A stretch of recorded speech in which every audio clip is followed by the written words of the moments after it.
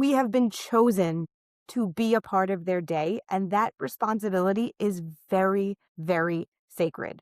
Their Absolutely. day should be the be all end all of what we're doing. It doesn't matter if it takes you 3 extra minutes to tape down a wire in a different direction, or the florist needs to move something because it's obstructing how the video.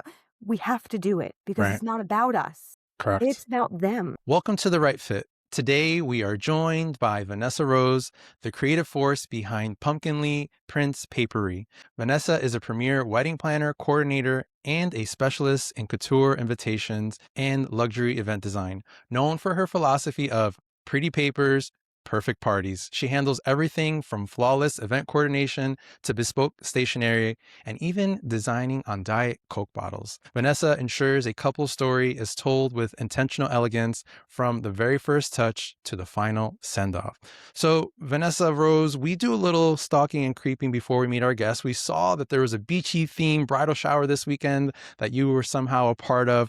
And my question to you to start off is that more your vibe, or you more of like that sleek, elegant ballroom style? Me personally, I'm a little bit of both, I Okay. think. And that's not a cop out. I think I'm just a strange person and I like a lot of things. Okay. So I would love the beach. I love the coastal chic. I love that moment. But give me a ball gown and a ballroom, and I am just as thrilled. So I love it all. And it's like multiple personalities. The happiest place on earth is working in events because every weekend you can be 10 different people.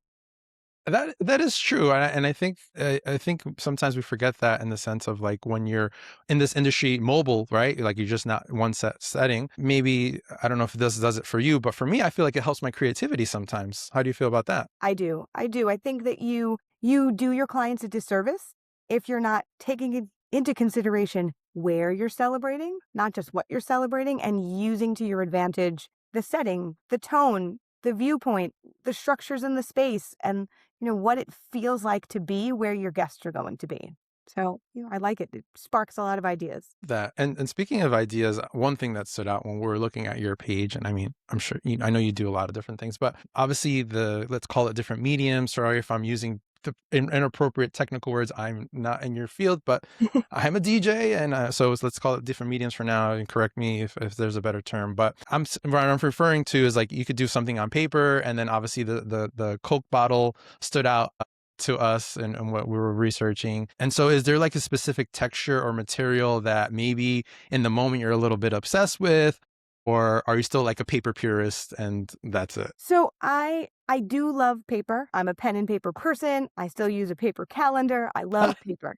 But I do. I love a paper calendar. Yeah. I love trying to work with new things, not necessarily on trend, but more to be innovative and give my couples the opportunity to feel different and be different and really excite their guests. But I love a good paper. I love a good cotton textured paper, whether it's letterpressing or traditional print. I love a paper that feels good in your hand because that's something that can't be replicated any other way. Just like a beautiful paper in your hand.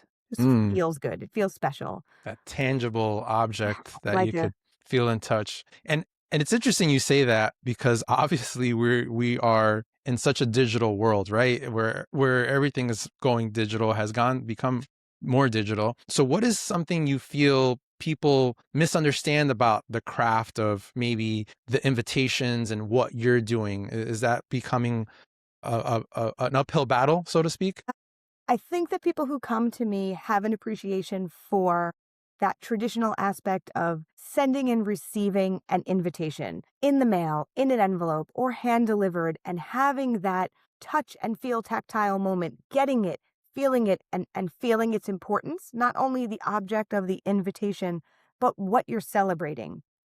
I personally feel, and I'm a tech girl, trust me, we are so oversaturated with digital, your text messages, your emails. It's becoming white noise. How many evites do people get that you lose track of in your? I have to screenshot them because I will forget that I'm getting them. Mm. Text messages and your notifications and your Slack and 1,000 other things are coming at you, but you still go check the mail every day and you still go through those envelopes. And when something isn't a bill, or an red light ticket or anything like Yeah. that, and it's a lovely envelope, you stop what you're doing and you open it. How many times do you really stop what you're doing for an email in a sea of emails or a text in a sea of texts? So it's that stop everybody from what they're doing, get their attention immediately. That's a moment that I don't think you get from digital. I really don't.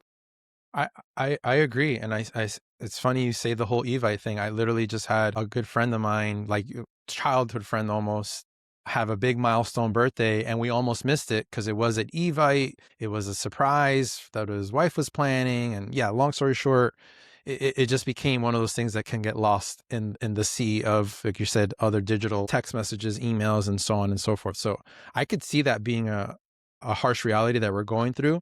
But then with that said, then does that mean potentially people maybe are having a higher appreciation for what you do, right? You already said they're kind of appreciating it already, but is that even heightened a little bit more because, once again, let's call it the digital world.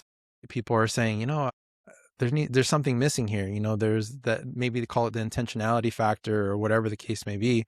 They want to bring more of, or, do you have those conversations with your clients? Do there's that dance between practicality and making those intentional choices both with design, with the medium, with however you're delivering this. I don't age, but my couples are getting younger and younger. So I don't really know how that happens. That's not my department. Yeah. But I have couples who want to integrate things like QR codes for their responses. And Mm, I like to work delicately in walking them through how to bring modern digital elements into their wedding ensemble without taking away what makes a wedding invitation special, that uniqueness, that stand apart entity that's a part of your day. And you just can't capture, in my opinion, tone and color stories and all the other things that go into shaping your day in something that's digital. So I see more intentional choices and I see,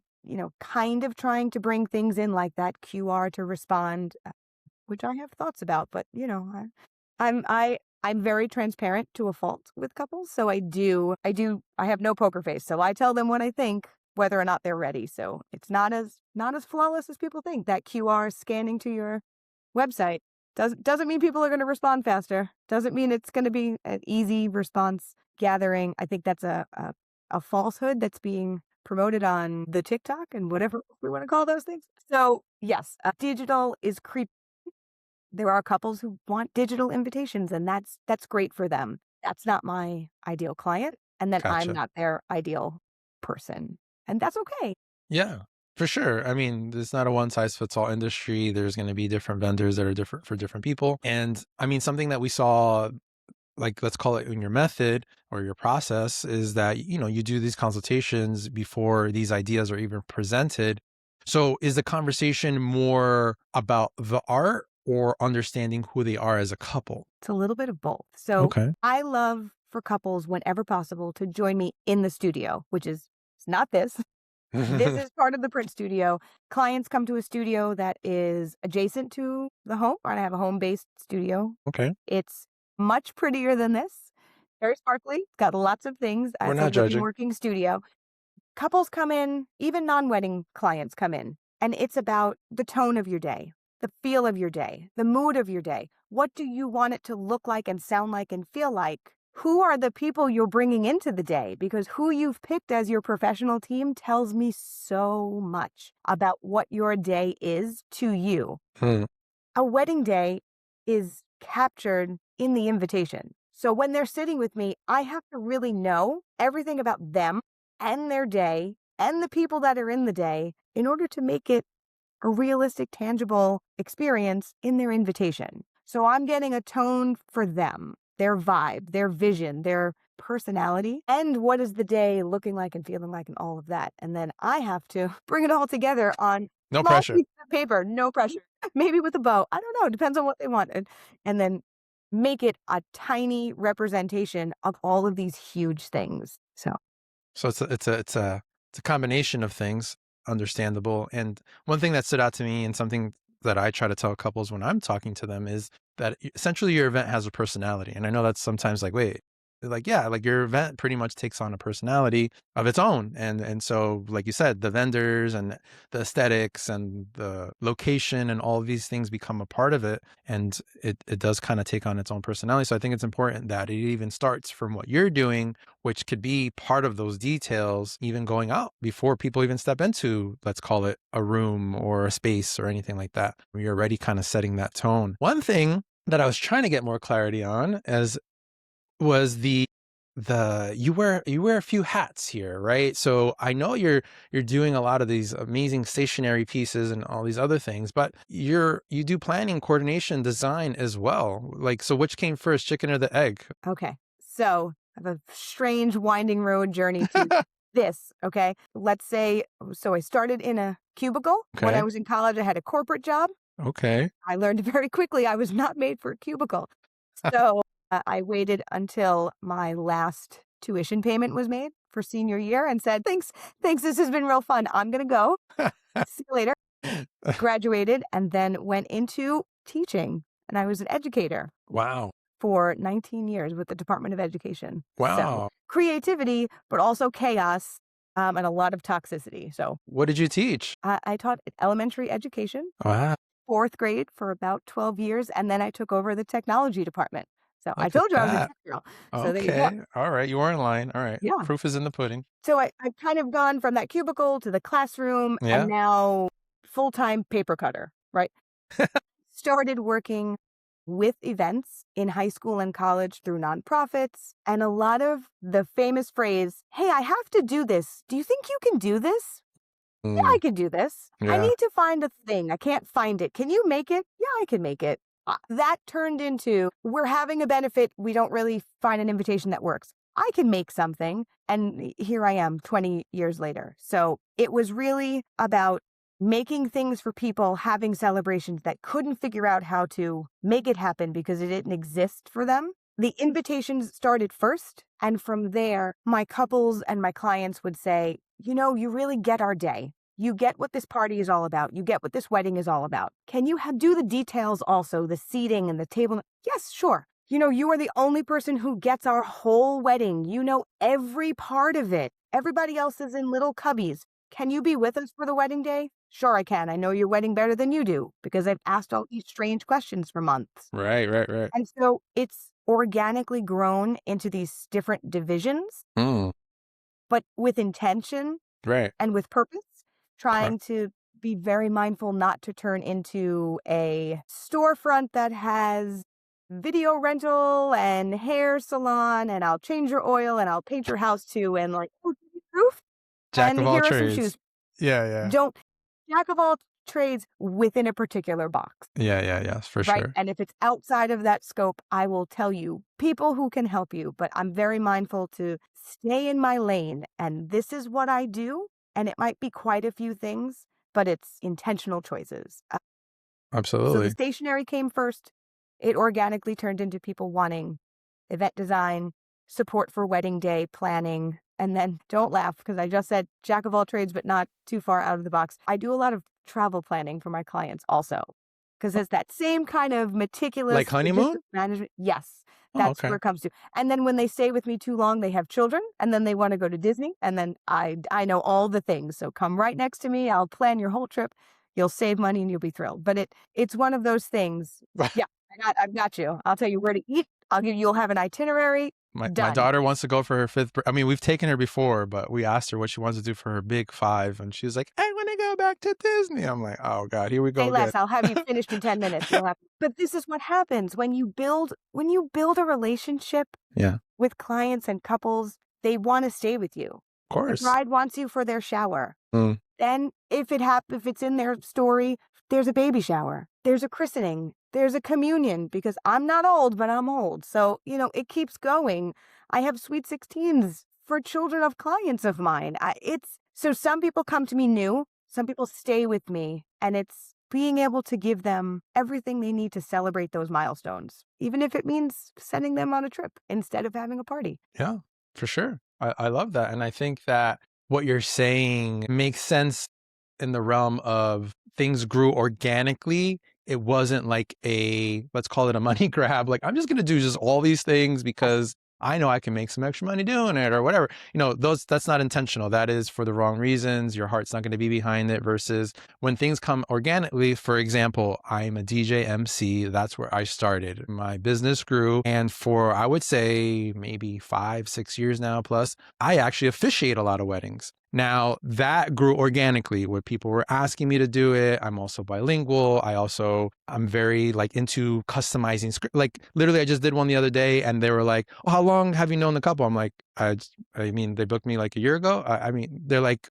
we thought you were like childhood friends or something, like the way you're describing like their story and what you knew about them. I'm like, well, but that's the whole point, like the style of what I do. But anyway, long story short, it just grew organically and it's something I barely even promote, but it's just part of what I do. It helps me connect with my couples. And then the same thing, they're already like at the end of the event, like, man, would you do our baby shower? Would you do something? Like they're already figuring out like, how can we have another event with you somehow? And that's beautiful. I It's think that's, beautiful. yeah, that's great.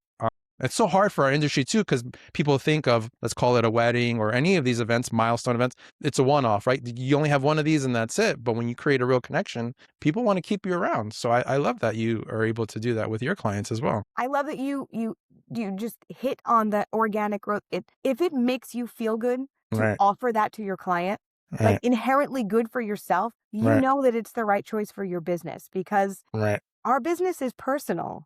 Hmm. It's about people, but it's about who we are. This is not just, we didn't buy into a franchise and we're doing someone else's work.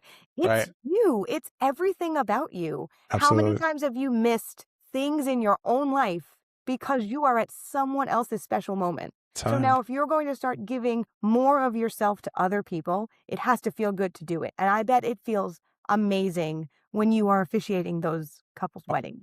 It's the best thing in the world. And like I said, when you're connecting with them at a different level, the whole building up to that day is a different experience. And then their wedding day is a different experience. And what I tell people the most, and I'm sure you can probably resonate with this and what you do from different angles, is sometimes people don't exactly, let's call it guess, don't exactly know what's happening, but they felt like something was different. And they're like, why was this different? Right? Because of all the little pieces behind the scenes, the intentionalities, the connections. Like I said, I was in cocktail hour and they're like, oh yeah, like pretty much talking to me like I've known the couple forever. Like, yeah, I knew them like when they booked me like a year ago, but I didn't know them like, forever ago. I just got to know them. I put the time, I interviewed them. I did whatever I had to do and spend those extra man hours to build a different type of relationship where it does feel like I've known them forever. But I think that's beautiful, like I said, in what we do, because I feel like that's becoming a lost art too, because it's becoming a very transactional nature of doing things. Like, Yes, it is. okay, you hire me, I do the thing, you pay me, nice knowing you. And I don't know. That doesn't feel Or good. you hired me and then I subcontracted it out to someone else. So you That think too. I did it. And that Yeah. not me. I don't do that. But, you know, Yes. the Right. proverbial you, because I've Right. seen it happen. Correct. I see that and I say, well, what is this? Right. Right. Yes. And I think you have to be upfront with those things, and some people are not. Like if they think that they're getting you, they should know if they are, if they are not, right? I know, let's call it planner teams, that sometimes they have other associates or whatever they want to call them. And then, you're not getting Vanessa Rose, you're getting so-and-so. And so they can make that decision from the get-go. Not Yes. think they're going to be with Vanessa Rose this whole time. And then curveball, the day before your wedding, psych, you're going to get somebody else. And I don't think that's fun for the couples either, who build a No, genuine relationship. it's not. And it's, so this just happened. I'm going to say extremely recently. That's all I'm going to say. Okay. Where couple was under the impression that they had hired one team and arrived on site earlier than expected. And there's an entire different team. That's, And I just smiled at them and said, pretend you didn't see this and we will talk about it on Monday. Don't worry. I mean, Because that is not what you, not what yeah. you want happening. Those are not the kind of surprises you want on a day like your wedding. Right, right. Very high intense, very emotional days. You don't want any other curveballs to add to the mix. So how do you feel like you step into those moments? I think you said the right thing, like, hey, we're going to have to worry about this on Monday. Do you find yourself doing a lot of, let's call it psychological work during your events as well, when you're playing this planner coordinator role? Yes. Actually, my father likes to remind me of all the degrees and diplomas I don't use anymore, but then I remind him that I am the wedding whisperer. So I use my psychology degree all the time. So There you that go. does work. It doesn't fully apply, but it works. I'm still using some of those credits that were paid for. So It's a lot of emotional support. It's a lot of very empathetic listening through wedding day, leading up to wedding day, building trust. My couples have to trust me. My clients have to trust me. They have to trust me that I'm going to hear them and see them. They have to trust me that they can tell me anything because I'm the one neutral person they're not related to, but Mm, I'm invested in their day. right. I don't have expectations of them, but I am invested in their day. I care about their day as much as they do. And so I have to be that sounding board where they can talk to me freely and come to me. And then the reverse is when I need to tell them something, I know that they hear me as well. I know that they trust what I'm saying. Mm, So when I looked at that couple and said, release this, ignore this, move on with your day, this is not worth letting it carry through for the next few hours, they said, okay, moved right on. it's Moved amazing. on. They were able to just accept it and trust me when I look at them and say, I am handling this. You just keep going. They keep going. Yeah. You need That's that. great. You need to be able to have someone say to you, I've got you. I have you. I'm here. That's what I'm here for. I'm to fix. You are to enjoy. Don't worry. Right. And I think that's another thing that, let's call it, us as vendors should be bringing to the table is that we're there hopefully to do more than just that one thing, right? So like, let's call it, I'm there more than just to go play music. I'm hopefully there to avoid any other pitfalls if possible. If there is something behind the scenes, I'm going to do my best to resolve it without even bothering you about it. I mean, like, that's always like the goal because I mean, at the end of the day, hopefully that's part of the investment, the peace of mind that they're hopefully getting with us. And I guess that maybe that also connects with the transactional comment that we talked about before. Maybe some vendors are not looking at it that way, but I think it's important, for maybe a vendor along the journey who's building their business, or maybe even a couple who's planning, understand that if this is part of who this vendor is, right? Are you going to go there, just do the job? That's okay. Because for some people, maybe that's all they want. Or are you going to go there, do the job, but also be there as a person who's going to help me avoid different pitfalls or other things maybe along the way. Yeah, I think that's so important for vendors and potential clients to understand that, especially for your wedding, it has to be a team mentality. Mm, I can't tell you how many situations could be fixed immediately if people didn't have the thought of that's not my problem, that's not my department. Okay, it's not your problem, but it's right. our couple's problem. And if Yeah. you're here and I'm here and they're here, let's work together. Yeah. So small things turn into big things when people pigeonhole themselves into, I'm only doing this. I don't care that my wire's in the way of that photo. I'm not, they didn't book photo with me, so I'm not helping. Right. Right. Right. And no, we all want the pictures at the end. We all want them to be Yeah. happy. We want Right. them to feel special. Absolutely. Care Right. about this. Yeah. It it it's a team effort, and I know that's very hokey to say, but it has to be. We have to care about these couples because they are all our mutual shared couple. Correct. We are taking care of them. Right. We have been chosen to be a part of their day, and that Hmm. responsibility is very, very sacred. Their Absolutely. day should be the be all end all of what we're doing. It Yeah. doesn't matter if it takes you 3 extra minutes to tape down a wire in a different direction, or the Mm-hmm. florist needs to move something because it's obstructing how the video. We have to do it because Right. it's not about us. It's Correct. about them. Yeah, that is my favorite line. It's not about us, it's about them. And I've had countless conversations over the years. I feel like I've been a little bit more fortunate now, and that could be just maybe like you mentioned before, like the team says a lot about the couple and their thing. Like I feel like the teams have become better, but that's also when I've matured in my own business and vetting my own clients or finding the right fit, let's call it for the people that I'm working with. But yeah, I used to find myself in many situations where it was kind of like I was having side conversations with, let's call it, the photographer, whoever, like, hey man, like it's great. Like I get you have a lot of experience and you know what you're doing. I'm not doubting that, but that has nothing to like, cause that would be the next thing. Like, oh, I've been doing this for 10 years or 20 years. I'm like, that's irrelevant right now. Are we going to fix this? Or are we going to go burden the couple right now with this issue that you and I could probably just resolve right here? And like you said, 2 or 3 minutes, and it was situations like that I was like, what is happening right now? But once again, it's all part of the process. You learn, you mature, and I'm not saying they never come about, but it's a lot more rare. I think sometimes because the people are that I'm aligning with are probably vetting their vendors a little bit better too as well. Yes. I think it it says a lot for that two-way vetting. Mm-hmm. You're vetting your clients and your Yeah. clients are vetting you. The more you grow, the more I grow. I know which client is my ideal client. I know who I am the right fit for. Great name. Let's call it the right fit. There we go. I mean, I know who I fit. I know yes. who fits me. Right. And I will tell you in 20 years' time, I can count on one hand how many times I didn't listen to myself Mm-hmm. and took someone that I knew needed to hear and it would end things. Yeah. I only had myself to blame because I knew Right. and I didn't listen. Yeah. Yeah. We're all guilty of it. It happens. And I think that once again, and I call it the maturing phase, is that I feel like to a certain extent, a lot of the people that I talk to, although we can be upfront with our couples, we have a little people pleasing somewhere in our soul somewhere because we want to make people happy. Like that's part of our job. We want to make them happy.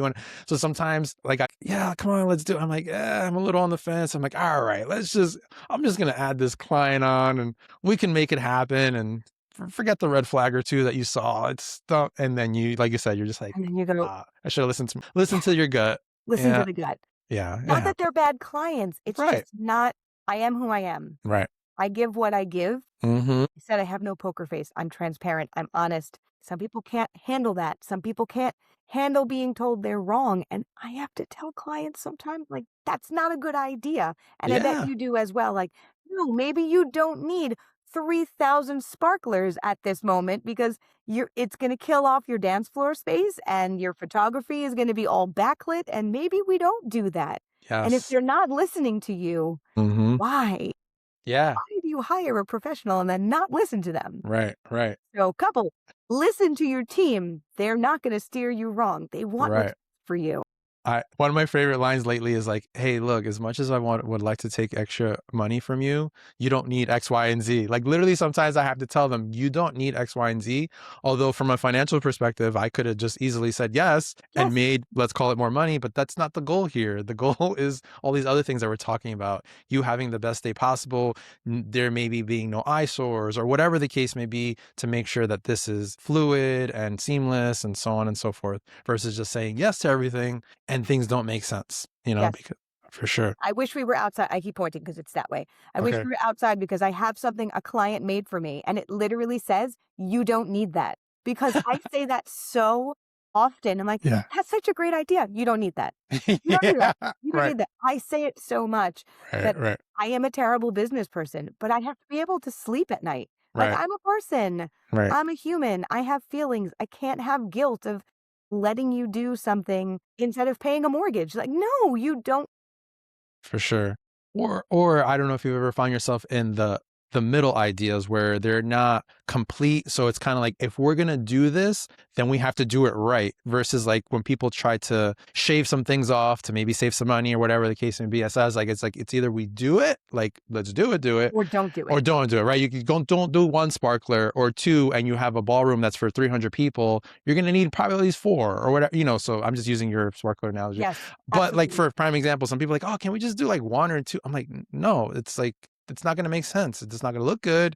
We're back into like the not looking good. Your photos are not going to feel complete. It's going to look, the symmetry is going to be off. Like we can go all day about it, but it just becomes like, well, we're going to do it or we're not going to do it. Cause I feel like I find myself there too. Yes, there's definitely a crossover between like, especially when it comes to, that middle, like we can do it, but we can do it 2 ways. We can do it in a smaller way to save your investment that still looks elevated. Like maybe if they can't do 4 sparklers, maybe they can do some another uplight, like something Right. to do what you need in an elevated way in a lower investment point. Or if, especially when they send you those Pinterest pins or those those messages and there's no disclaimer for how much these things cost, we could do exactly what you see here, and then this is the investment you need. Right. So All day. go Yeah. here. But if you try to do it too much in the middle, now it looks like some kind of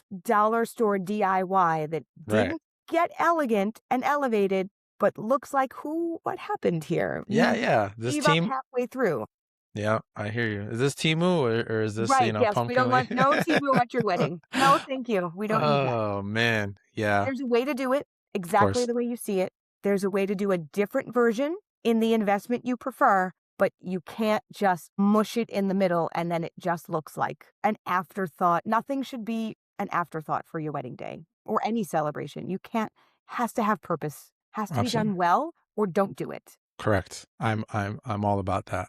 I don't care if I'm throwing a backyard party. If I'm going to do something, I'm going to do it. If not, then I'm not going to do it. Yeah, then don't do it. Yeah, I'm thinking a little bit about, you gave me some context as far as like a little bit of your journey.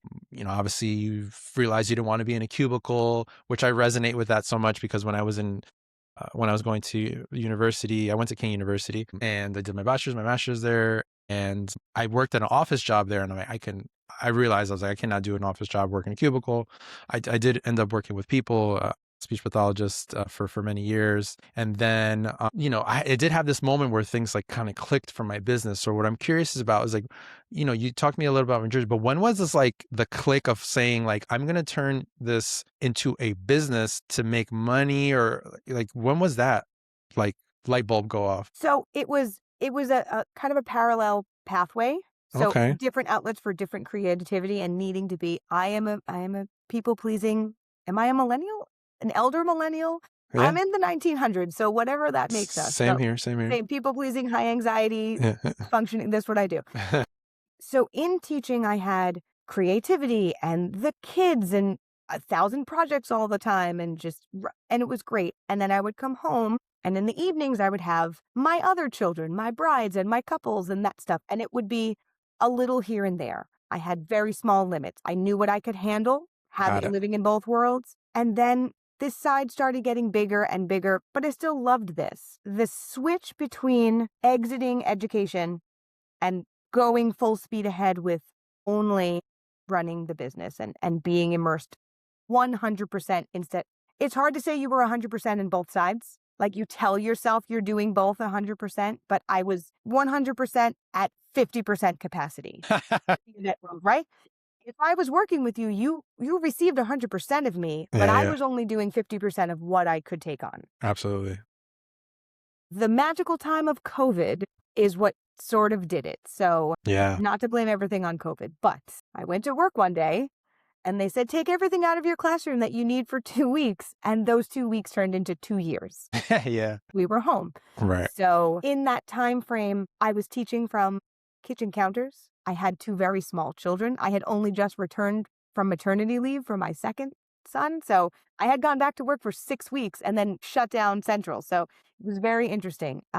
I was home doing both. And that's when when you're going through a time where you are locked in your house and your husband is gone for days on end because he is a first responder and the trauma that they dealt with, I can't even talk about it still. You really reflect and you say to yourself, okay, this is the life. You get one of these. What's the most important? Giving 1,000% in a job that's making you joyful, but it's toxic. There's a lot of you mentioned you're in speech. I don't know if you do private or you're in a public school setting in your time in that world, but public school can be a toxic environment to work in. Yeah. I was in Newark for 8 years and Elizabeth for 7. I was in huge urban districts. There was a lot going on. There's a So lot. I, You absorb I, a lot from your students, from their yeah, families. yeah, You endure a lot from administration and policies that you can't change. So I just did a lot of self-reflecting and said, who do you want to be? Do you want to be a mom that's present mm, and build a business that's yours that your children can be proud of what mommy does yeah, and enrich people's lives who need you? yeah, Or do you want to no disrespect to people who work in education. I mean, I love it. My friends are still there. yeah, yeah. It's like prison. I'm saying they're still there. You know what I mean? Like they're still there. They didn't make it out yet. They haven't made it out. But are you going to give? Yeah. But brings you an opportunity to be your whole self. So I made the choice to step away. I didn't make the choice.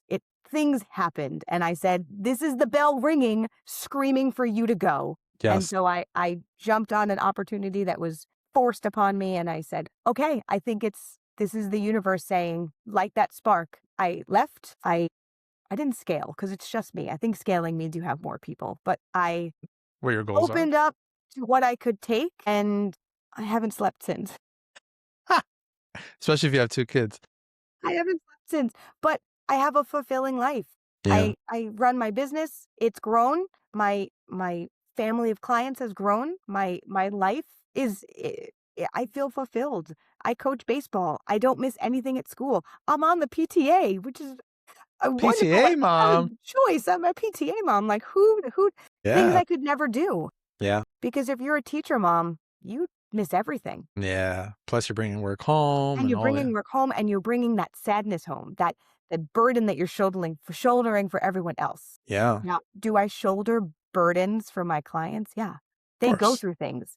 They lose parents, they lose siblings, they have loss and grief and trauma in the process of planning their weddings. But I feel joy in being able to be a support for them and help them and comfort them and get them through those tough times that you don't get from the toxicity and the negativity of looking at kids and saying, I can help you, but I can't help you because my hands are tied because of policies and procedures and who happens to be the boss this week and all this like Yeah. so I just that side of me hasn't gone away because I have to mom and still be that like bossy pants to some of my clients, but it shifts. Right. And that's how I am here. But it's weird to say you walk away from something that was so much of yourself to become more of yourself, but that's what happened. My whole life was being a teacher and my students and my school, and I thought I'd be there till they forced me to retire. Yeah. That is Uh, just not what the plan was. man, I remember when I first started and I would see the veterans 30, 40 years, and I'm like, wow, that's going to be me one day. And then it was like, whoa, this, I don't know if I'm going to do 30, 40, because yeah, things have changed, unfortunately. And it's not here to talk crap about schools or whatever, but it's the reality. Things are not the same and things have changed. And you found the silver lining in COVID was that, you got that spark to transition to something else. And like, I love the way that you said be more of yourself, because it's always like we have all these things, they're already here. We're always like looking for things, but they're already in us. It's just what's gonna bring it out of us, right? It could be this career move, it could be, I don't know, the relationship that you're in, or whatever it is, can bring more out of us. It's just sometimes changing your circumstances a little bit, or your scenery, right? There's a picture one day that I saw, it's like, let's call it, I don't know if it's a meme or whatever it would be considered. It's somebody riding in a bus and somebody just looking like all sad, and it's just they're looking at the rock wall, and then the other side of the window is just like a beautiful landscape, and it's just like, where are we looking at? And sometimes we get stuck looking at the thing, even though we have the option to look the other way. But that's the conversation for another day. And I love that COVID, despite all the things that we went through during COVID, and my wife works in healthcare as well, so she brought a lot of trauma with that home. So I know what you mean by that. But you found something that gave you even more purpose and flexibility, and that's something that I didn't leave right away. But my wife, I went on the paternity leave, let's call it, and then when I came back, they just relocated me, like just changed me all up. And I was like, I kind of got like that I'm just another number feeling versus like the guy who was doing all this extra work or whatever it is that I was doing at the time. And I'm like, I'm just like another number here. I'm like, when is going to be a good time to leave or to just do this thing that I've been dying to do or whatever? And it's been over 4 years, whatever, since I left. But sometimes you just need that wake up call, right? Like it's meant for you. It's just, you just need the smack, the smack You in the do. face. When it happened, like, a lot of things happen, and one of them is because now you just Mm, I got a phone call, and I picked up the phone, yeah. and it was just a girl crying into the phone. I don't know who this is, I don't know who this number is, I pick it up, and it's a girl who was supposed to be getting married, and what's opening, what's no we don't know what's happening, and she's just Mm, sobbing, yeah. and all she keeps saying is, "You don't know me, I don't know you, but the person I was working with is refusing to work with me now. They're not doing anything. I don't know what to do. Someone gave you a number. We think we're getting married. We don't. We don't." I was like, "Stop, Yeah. stop, stop, breathe. I've got you. Hang up, count to 10. I'm going to call you back." I was on the phone with her for 3 hours. She has been a client of mine since then. Wow. We replanned the wedding twice. She had beautiful invitations twice. She didn't pay Man. for anything. I just said, "Don't worry, we have to change it again. I'm taking care of it." And people just kept showing up that way. What do I do? Somebody told somebody that you can help. I can help. I can figure this out because I didn't have a storefront to run or rent. Like, Yeah. The overhead. Yeah. it's just, and I just remember that moment where I just said, these people need you now. Who, you're forgotten about already because you're a computer screen that nobody cares about in that building that's never opening. And Yeah.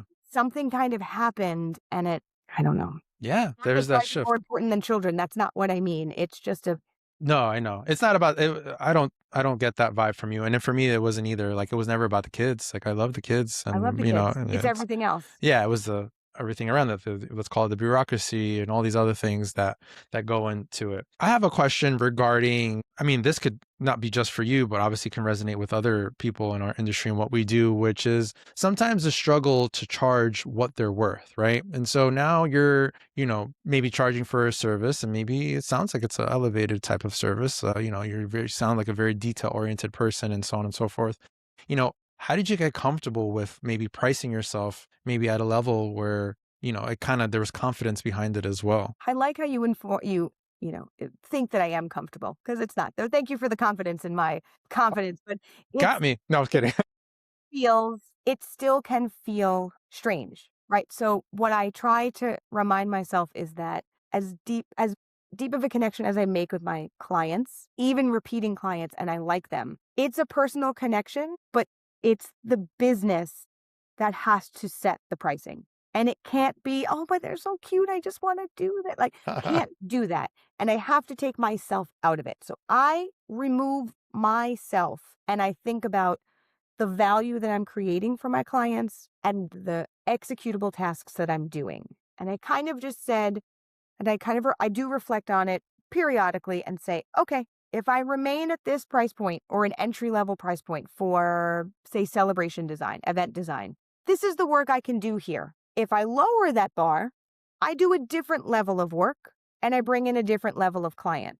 If I raise that bar, I'm doing a different level of work and a different level of client. So I say to myself, does this feel comfortable? Look at the events you're producing at this level. Do they feel good? Are you proud of them?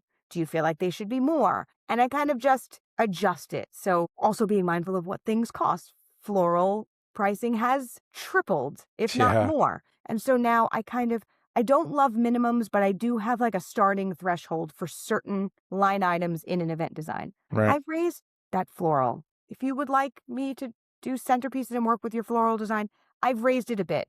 And the result is a better looking day. Yeah. Your florals say a lot if that's the centerpieces you're doing.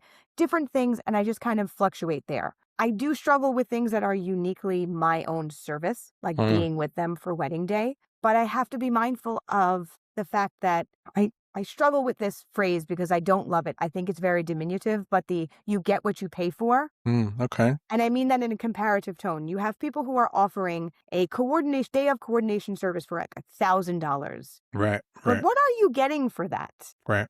Who are you getting for that? Not only as a client, but as a professional. Now, I understand if you're building your business, that's great. But if you're a starting DJ, I'm sure you're doing smaller investment parties to build a repertoire, to learn Yeah. things.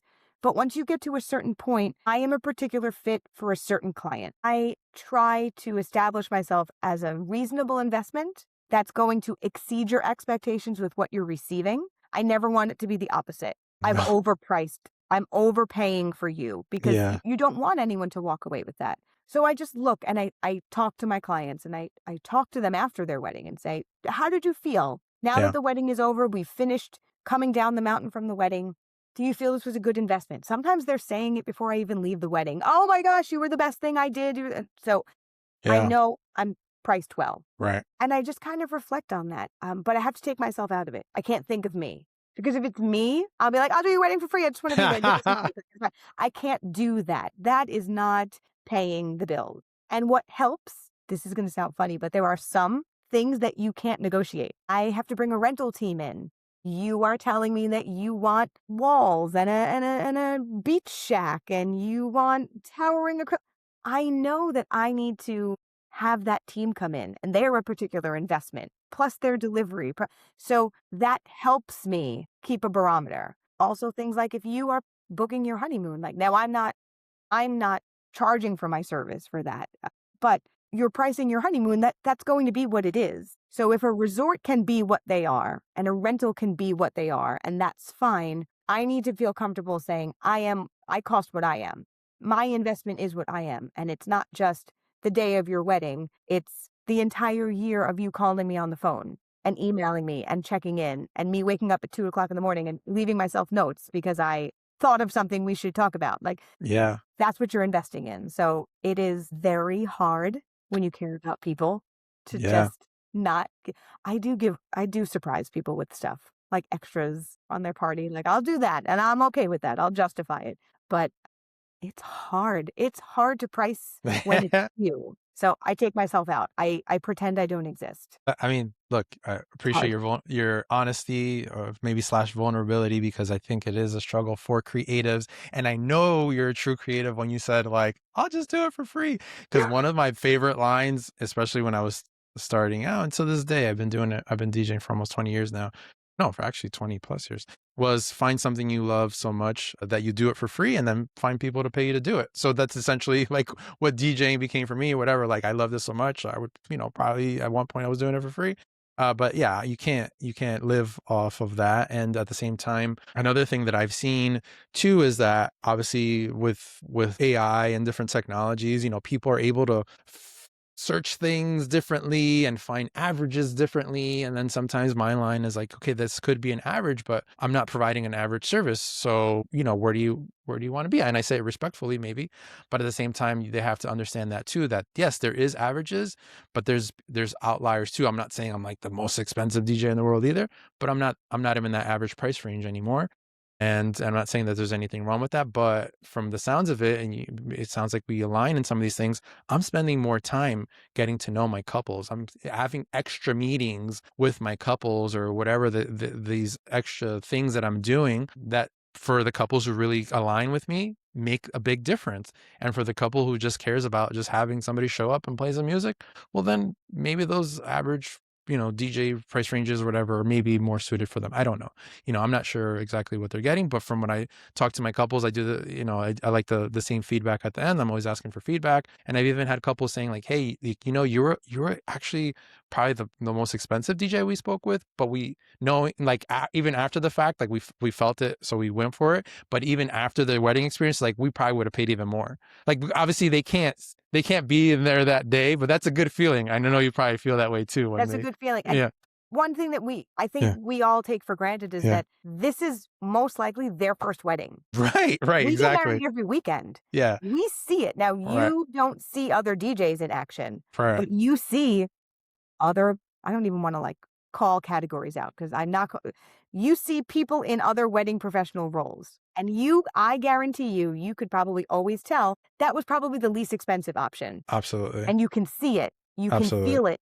It feels different. It moves different. It performs different. When you're comparing professionals, this is for the couples out there.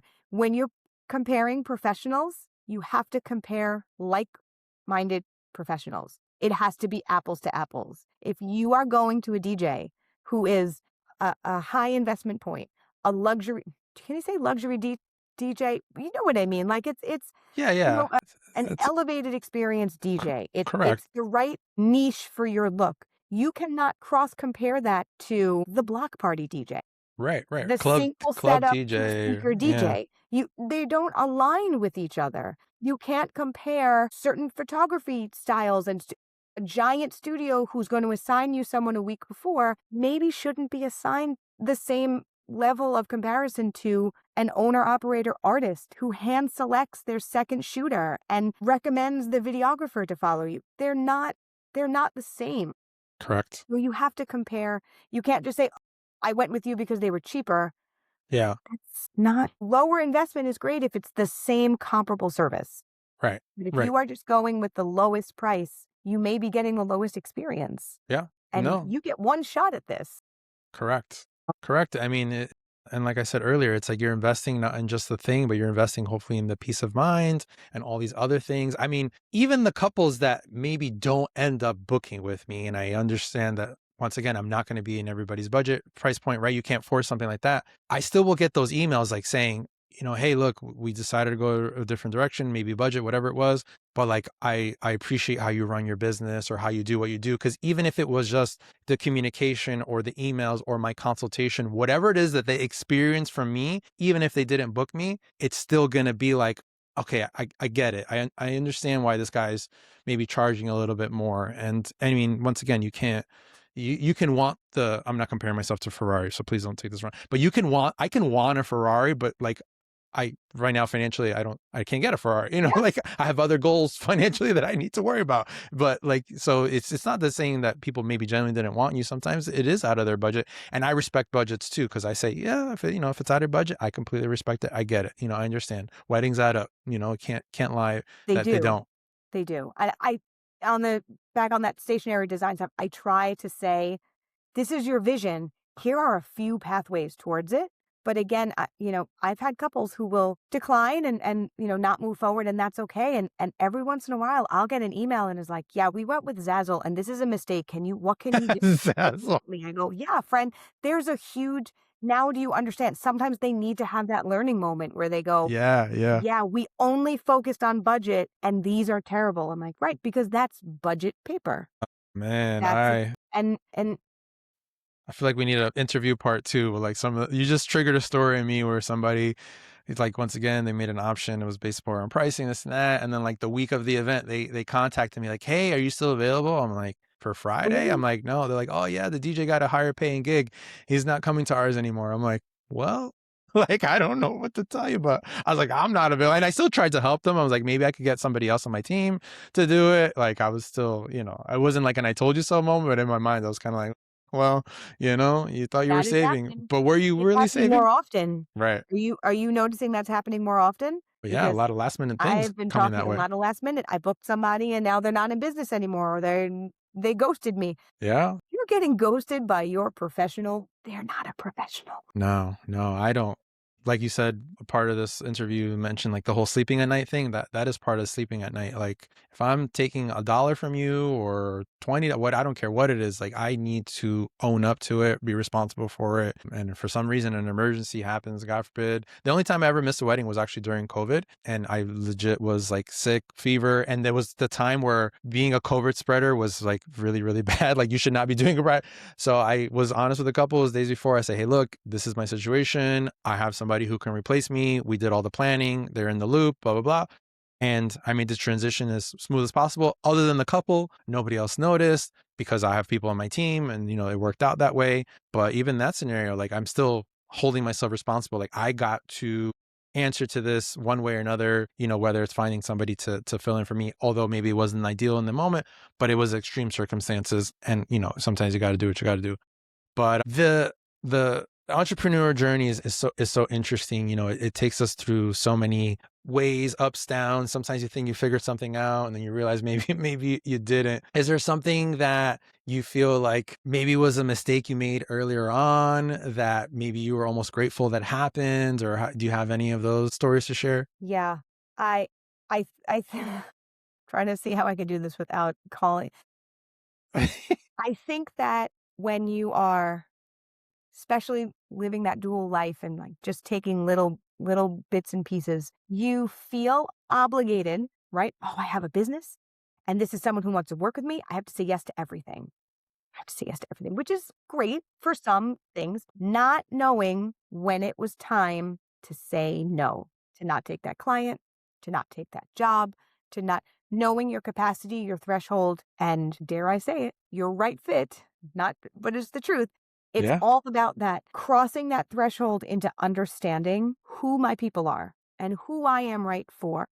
Yeah. That mutual connection makes all the difference. I think very early on, it was that excitement, also that responsibility of, well, I can't say, who am I? I can't say no. It's someone, it's a client, it's a booking. I have to say yes. Yeah. I got to build this And business. doing a lot of things that were inauthentic to not my brand, because my brand is to make your vision happen, right?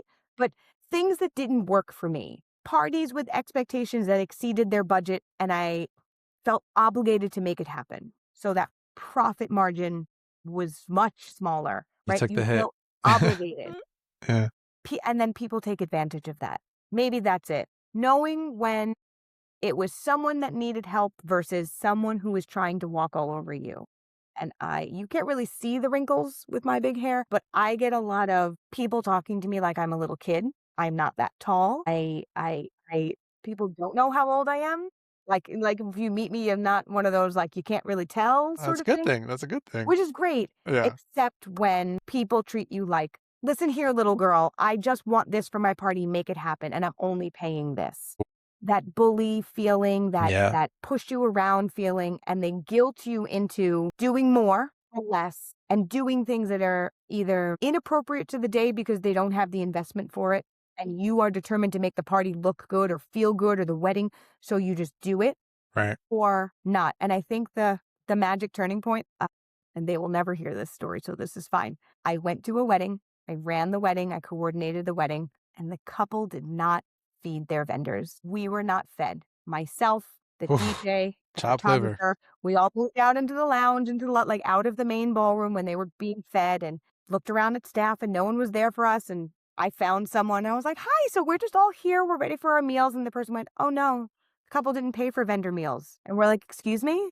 And every single one of us then sat around talking about how that couple treated each of us and made us all feel like they were entitled to more from us than they were paying, the expectation. All the vendors were rather new in the business.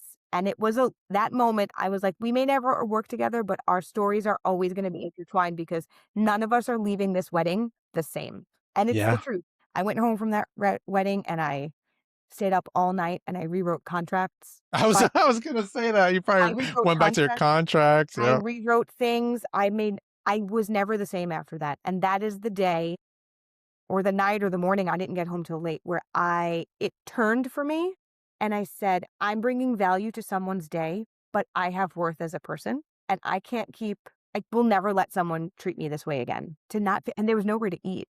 It was in like the middle of nowhere. Everything was closed and the staff would not feed us. They brought us rolls and butter. Sad day. I'm like, I'll pay for it. I'll pay you right now. Feed me. Nope. Yeah, yeah. So that was it. It was appreciating the value you bring to someone else's day, but not losing sight of the fact that I have a value as a person also. And if I want to go above and beyond for my couple or my client, it's because I want to, not because you are bullying me into it or demeaning me or forcing me to give you more than you're paying for, Right. or not feeding me. Yeah. I Treating like me you, like a so human. don't treat me like a human. Yeah. I am in a service role, but I Right. am not a servant. Right. Right. Right? That's a hard thing for some people to understand. Yep. There's a difference between being just to help or being somebody there to help you. Yes. And I'm sure you've noticed, and I think I could resonate with these stories too, is that once you start finding the couples who do align with you, they appreciate you like no other. Like it could be a thank you card. It could be like the smallest thing to the biggest, like whatever it is, you feel genuinely appreciated. And that's a game changer because I don't know about you, but I'm also the type of person is like, I guess you kind of mentioned it where if you're kind, let's call it the general basics, you're just kind, grateful, so on and so forth, you're way more likely to get a lot more out of me just naturally. Like you're not even asking me to do anything more or extra, but you know what? I brought the lights or I brought the thing, just because you guys were so nice, so cool, so grateful. I just wanted to bring it for you guys. It just comes out naturally versus like, the people who are maybe not, you barely even want to do the minimum at that point, and I'm Right. not saying we're really dealing with those anymore, but it's just basic psychology, right? Basic human nature that some people are not there, unfortunately. But I think it's a good lesson to reflect on. And it's a lesson that entrepreneurs in our industry may go through, and if you're still going through it after so many years doing it, then I think that's another reality check that you should try to remind yourself, like, now you're basically in a toxic relationship with all your clients. And Mhm. now do I need to take a Yeah. step back and reevaluate what I'm doing, who I'm attracting, who I'm working with, what I'm saying yes to, and, so on and so forth. I think that's very If important. you want to be valued, you have to value yourself. Yep. If Yep. you want to be treated kindly, you have to present yourself as someone deserving of that. And that's not yesing your clients to death, and that's not bending over backwards for their demands. It's being true to who you are and being able to say, you are not investing in that. I can't do that for you. I could do this, I could do this, I could do this, but it's, Right. and Boundaries. boundaries, Yeah. boundaries, Healthy boundaries. boundaries. I think we should all have those. Okay, this is my last story because we have to get into our rapid fire round. Okay. A planner, maybe a year ago or so, who I respectfully said no to a phone call because it was late. It was like it was like 9:30, 10 o'clock at night. I have two small children. I have a 4-year-old and now he's 8 months now. So maybe he was just maybe recently born at the time. And I respectfully said no, not like in a jerky way, but I say, hey, no, unfortunately can't do it. XYZ. We could do it another time, this and that. And when I finally got on the phone with her, she was kind of like, a lot of people don't like really say no to me, but I respect you a little bit more because you did say no to me kind of thing. But once again, I wasn't being like, it was just like, I had to set this boundary. I was like, if I open up this can of worms right now and having phone calls with you at 10 o'clock while my wife is like looking at me like in bed, like, are you really about to take this call right now? I was like, forget about it. Like, I'm going to have a whole other series of problems, with my wife, my kids. Yes. You got to set some boundaries sometimes, and that's okay too. And I think those boundaries are not, they're okay. Don't call me after 9 o'clock. Don't call me after 8 o'clock. Yeah. I'm that. You want to text me at 4:45? I'm up. I'll answer you. But you have to mold those relationships because, right. Yes, there has to be a boundary, and that talk about hokey, the work-life balance. Yeah. At some point, your work has to turn off, and you have kids to bathe and put to bed and do bedtime stories and washing up and there has to be work-life balance. There has to be, from your clients and from your professional friends. There has to be right. You can send me messages all day long. I will not answer them on a Monday. I'm closed. Even if it's you, unless you're on fire, call me if you're on fire. Otherwise, leave it, right. and I'll get to you. There has to be a boundary. Right. I set up like different relationships with like my vendor friends, so to speak, where it's a little bit outside of let's call it the office hours. But yeah, there's a certain extent where I'm like, if I'm with my kids or if it's something going, like I'm not going to get back to you right away. And I have to take care of what I got to take care of first, because I was on the other extreme of that. And my family suffered for that too, where it's like I'm at the dinner table, but I'm not at the dinner table. I'm at the, the game, but I'm not at the game, or whatever, because my mind is like, somewhere else, or I'm on my phone doing work stuff on non-work related hours. Is this a good time to tell you I answered a phone from a couple while I was on Dumbo? And there's pictures of it. They took pictures of me. Wow. We were in California with our best friends and all the kids, and a couple that was getting married the next week called me, and I took the call. And I waved, and they saw me take the call, and there are pictures of me on the phone with my bride on Dumbo. But I picked up and said, I'm on Dumbo. Yeah. Like, I know, I'm sorry. It was actually an emergency. Okay. That's dedication. But no, so you just gotta do it. Yeah, sometimes you do what you need for clients, but outside of those extreme circumstances, boundaries. For sure. It's a work in progress. We could always do better. We could always learn. So we're at the rapid fire part of the interview where I just ask questions that you just kind of give me the first answer that comes off the top of your mind, off the top of your head. Doesn't need to be long, elaborate. So the first one is, what is one detail guests always remember most about an event, you think? Anything that's personal to the couple, something that's about them, whether it's the favorites, their favorite treat, the signing board, it's a jersey to their favorite player, something that screams, this is this couple, this is all about them, this is so them. It's something personal out, something about you, your pet, your sports team, your favorite food, a thing that everyone in the room is going to scream, that's so her, that's so him, that's so them. Whatever that is for you, that's what you need to do. Skip everything else. Skip it. Got it. Love it. I know you had a previous profession, but let's all right. Let's fast forward to today. If you weren't an industry expert, let's say, what do you think your profession would be? Because I don't think you would go back to teaching from what it sounds like. I don't know if I would go back to teaching. Yeah. If I went back to education, I would go into like policy and drive everyone crazy by just banging my feet into like changing policies that make no sense for children, because I don't think they've ever met a child. People that if I had to do something completely different, maybe it would be travel. Okay. It would do I would do travel all the time. Okay. Travel concierge. Okay. And like even going as far as traveling with couples and like taking them on tours, like learning, like being their like personal assistant while they're traveling, like some weird thing like that. Okay. I like that. I like a little mix of that. What do you think the secret ingredient is to make moments truly unforgettable? I think it's about being true to who you are as a person. Hmm. So it's not about pleasing other people. It's not about keeping up with the Joneses. It's not about what's trending at the moment. It's being true to yourself. And I guess that goes back to that personal detail, right? It's you. This is the story of you. This is the day about you. This is the starting point of your next chapter together. What you do should be about the two of you. If you have a tradition you want to do and continue with, do it. If you hate it, don't do it just because someone's making you. If you love ice cream cake, have an ice cream cake. Nobody says you have to have a tiered cake. Just be about the two of you and yourselves, because this is the one day where everyone in your whole world on both sides is in one place celebrating you. So don't worry about what other people are doing. Make it about you guys and your story. That's Yes. what I would say. That's something that's getting so lost. And I know it's supposed to be rapid fire, but like just to I add to know. that, getting so lost now more than ever. I mean, I value social media. I've learned some things myself, and I'm not saying you can't take something positive out of it, but at the same time, they're just seeing so many things, and they feel like they have to do this thing because they saw it.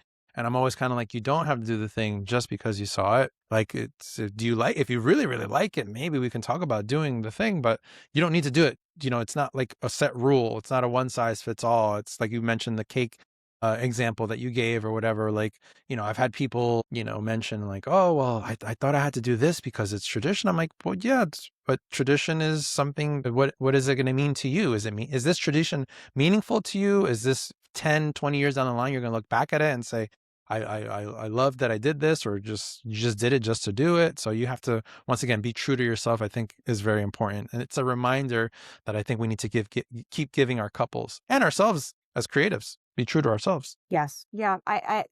The wedding it is a celebration shared with other people, but it's not about those other people's wants and needs. Like it is, but it's not. It's about the couple. Yeah, for sure. You want your guests to be happy, but you are not under any obligation to do something just because that's what everybody else does.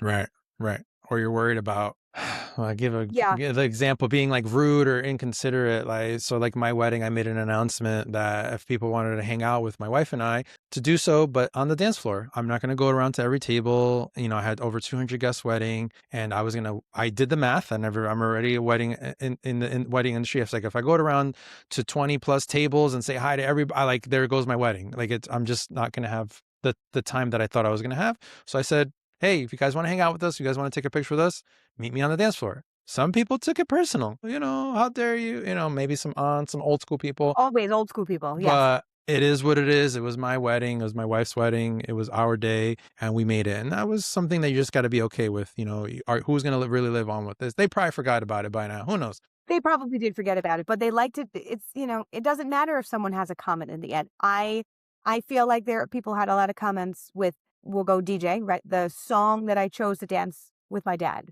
Mm. Oh, it's not a traditional slow it. I said, right, because I am a weeper and he is a weeper, and if I put on some like sad song. melodramatic thing, this is not good for anybody. So Yeah. it was more of like a lively, upbeat. We didn't do a dance or anything like that's not us, right? Okay. But things like that, who cares? Please, thank you so much for your opinion. I will put it right in my pocket and I will never look at it again. I appreciate it greatly. There you go. There you go. You got to do you. Our last question is the part of the show, right? Because it's called the right fit. So what makes a couple or client the right fit for your energy and your art?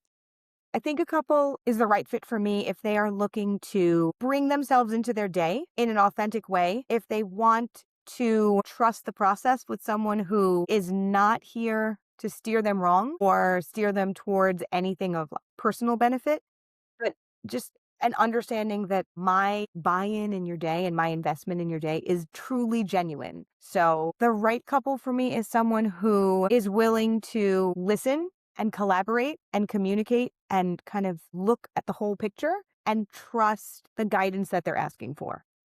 Like, I'm not going to tell you this just because I feel like hearing myself talk. If I'm walking you down a pathway of thinking through something, there's a reason for it.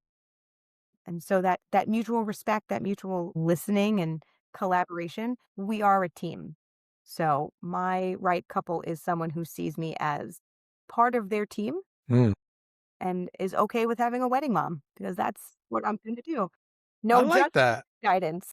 Wedding mom. I like that term. Last part, where can people find you? Instagram is the best place, or where are you most active? Yeah. I know. So Instagram is the best place. Okay. I set myself a goal of having a website every year, and then I move on to other things like taking care of my clients. I Yeah. also don't get haircuts because I'm taking care of my clients. That's just my MO. So Instagram is the best place to find me. Client studio is based in Staten Island, New York, which is a Okay. real place. I promise. People It's a live magical there? land. No, I'm kidding. It's real. It's real. We are here. We are a people. Wow. We don't all have horrifying accents. I was And gonna say, I I don't hear it. I yeah, don't hear it. You did I work good. hard to not sound like my island. I love my island. I love it here. I will never leave. But this is where I'm based, but I also work with couples that live other boroughs, other states. I have some Yeah. international couples. So if you Excellent. can't join me in studio, I will work with you remotely because I am here wherever you are. Nice. That's amazing. Thank you so much for making time for us here today at The Right Fit. We hope you guys enjoy the conversation and please check out all her amazing work. And I'm going to check in on you on this website again I'm in gonna a try. few months. All right. And then we'll check with you guys next time. Thank you so much for tuning in. We'll see you guys around. Take care.